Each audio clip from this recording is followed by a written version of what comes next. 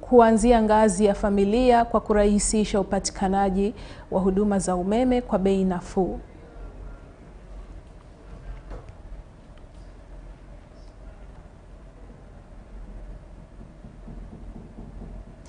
Katika hatua muhimu kuelekea kuwapa vijana uwezo na kuwaboreshea vipato, serikali nchini kupitia taasisi ya kifedha na mikopo midogo Microfinance Support Center imeunda chama cha ushirika cha akiba na mikopo kwa ajili ya waendeshaji wa bodaboda wa eneo la Ngariam katika wilaya ya Katakwi. Lengo kuu ni kuwasaidia kupata mikopo ya kuendeshea biashara kwa wale waliojiunga na mpango wa kimaendeleo wa kuwakwamua kiuchumi ujulikanao kama Emyoga. Hatua hiyo imeongozwa na makamu wa rais meja mstaafu Jessica Alupo, ambaye amekikabidhi chama hicho cha ushirika Ngariam Bodaboda Emyoga Sacco pikipiki mpya zenye thamani ya shilingi milioni 20 kama mtaji mbegu. The dormant state, they will now become mature and they will be sustainable and they will grow from strength to strength. So you can silently work to rectify all of them so that you can even end up using Katakwi as a model. Because I'm sure when you do this to all of them, you will have very strong circles and you will have a smart district where everybody has left poverty. There's been a disbursement of additional 20 million in form of bodabodas to the Bodaboda Sacco of Angaria. This was an initiative that let's buy the bikes, let's give them and encourage them to join so they can. Those that have received the bikes shall continue saving, but a little more than those that have not yet received. So, as we save, we create a pool. Okay? This pool, if there are 1,000 bodabodas, for example, every after 2 days you have two motorbikes. Okay? So we have changed approach a little bit because we want to encourage them. We want the money to be more useful to them. Has security in his pocket, then government will have less trouble. That is why they are empowering you. The phase of stealing animals is over. There are small issues that we need to address. 2 cows are stolen, 1 is stolen. When they are quantified, it's a problem. We shall do all it takes. And the future of Teso is bright. Support the president, support the VP. Your future is bright.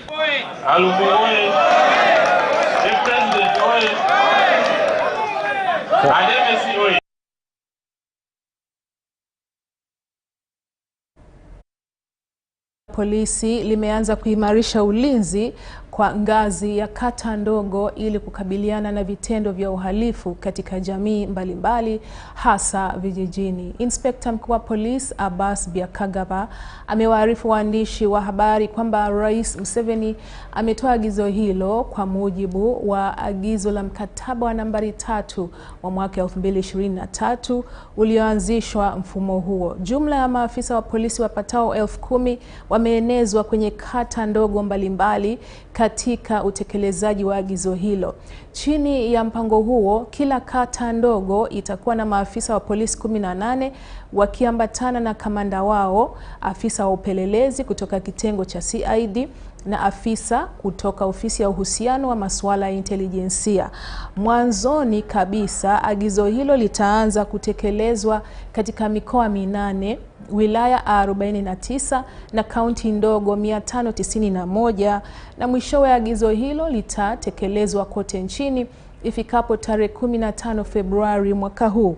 Ili kufanikisha utekelezaji wa agizo hilo, uunganishaji na upangiliaji upya wa rasilimali za jeshi la polisi umefanyika. Muundo wa polisi hautobadilika, ila baadhi ya maafisa wa polisi watapelekwa katika maeneo mengine na watashirikiana na viongozi wa maeneo hayo katika kufuatilia utekelezaji wa mipango ya kimaendeleo iliyoanzishwa na serikali kwa ajili ya kuwaendeleza wananchi.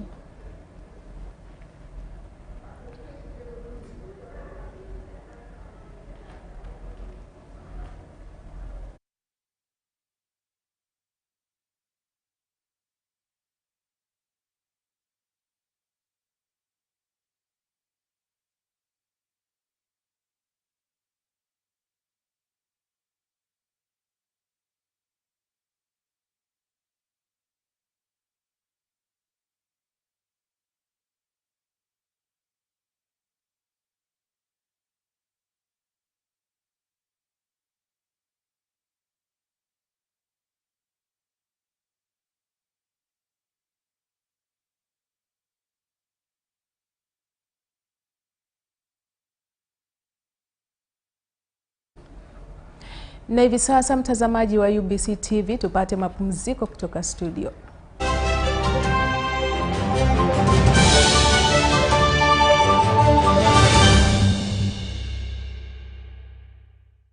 This is Uganda in 1986 and now. By end of 1986, only 5 international commercial airlines were landing at Entebbe International Airport, and not on a regular basis. These included the British Airways, Sabena, KLM, and Lufthansa. Today, that number has doubled.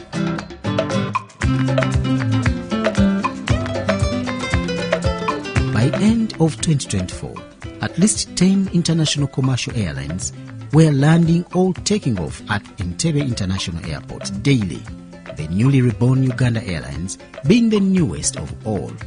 The Uganda Airlines was reborn in 2018, although started flying the following year in 2019.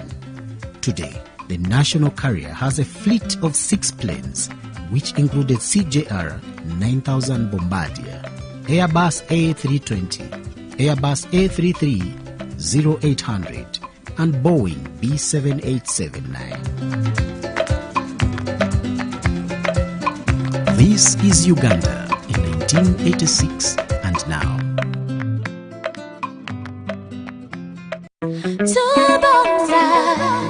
Special announcement.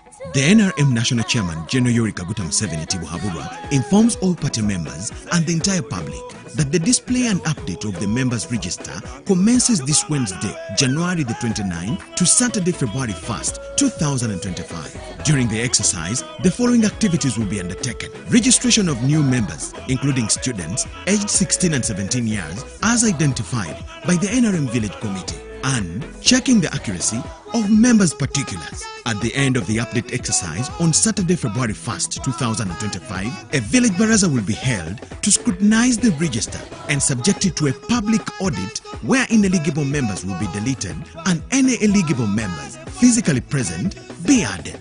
Announced by the Right Honorable Richard Todwang, Secretary General of the NRL. This is Uganda in 1986 and now. In 1986, when the NRM government came to power, there were only about 1,200 kilometers of roads tarmacked in the entire country. By the end of 2024, there were more than 6,000 kilometers of tarmacked roads connecting the country border to border. Bitumization of roads in Uganda started with the tarmacking of the Entebbe-Kampala Highway shortly after the World War II had ended in 1945. This is Uganda in 1986 and now.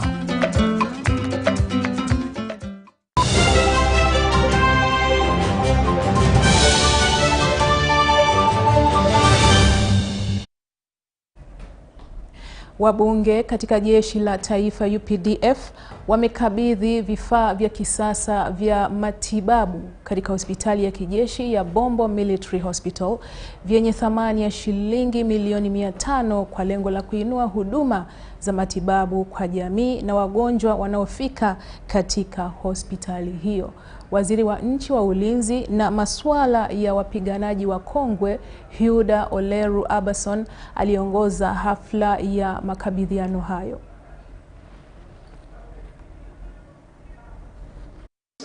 Thank you very much. As we gather here today, we acknowledge the critical role that the healthcare plays in our nation's development. Access to healthcare is not only fundamental human rights, but it's also a drive to economic growth and prosperity. To the healthcare workers who will be utilizing this equipment, I urge you to continue providing exceptional care to those in need. Your efforts are the backbone of our healthcare systems, and we are forever grateful to you. Let us continue to work together to build a healthcare more prosperous and build our nation to a full of its capacity. And we are happy when outside there, political leaders or leaders are making a lot of noise about stealing of drugs and health.